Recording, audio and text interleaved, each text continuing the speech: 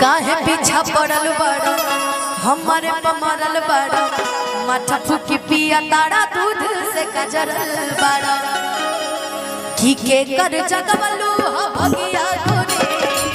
कर जगवलू हो भगिया गोरी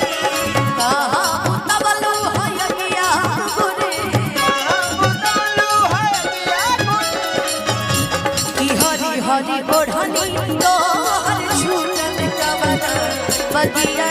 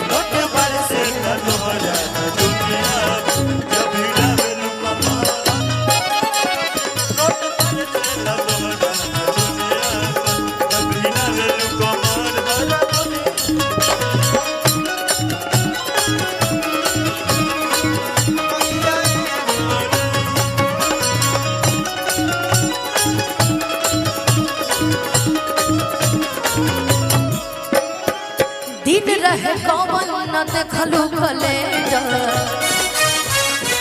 कैलू बगानी में जवानी सरेंडर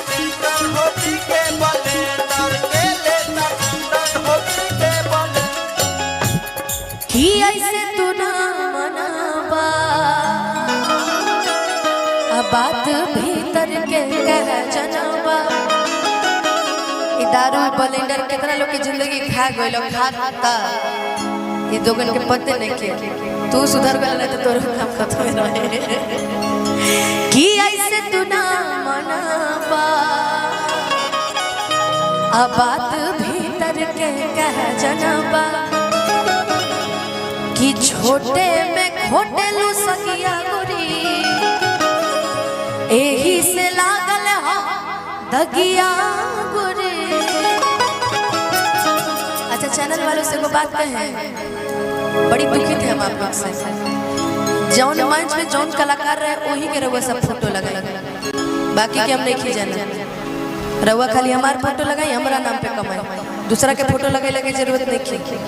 हम अकेले खड़ रही अकेले हम काफी बने बगली में लगा के साथ के लगा के आशिकी हो गई तो गम हो गया हमरा दिल की बात हमरा से बेसी क्यों जानी हैं आजकल तो खाली लवे सॉन्ग बनाते हैं तो एकरा का मतलब बा तो रउआ हमारा अकेले के फोटो लगाई अकेले जो हम गावत नहीं वो चढ़ाई ई मत चढ़ाई ये देखिए दिल टूटा ब्रेकअप 40 का चढ़ाते रहते महाराज कब आज तक गई नहीं हम ब्रेकअप 40 बताइए हमरा के हनुमान 40 हम गईबे नहीं की कइले आ जाए हैं तो रउआ सब जौन बानी वो चढ़ाई तनी हमर सुमित भाई के नाम चढ़ा दी कि सुमित भाई के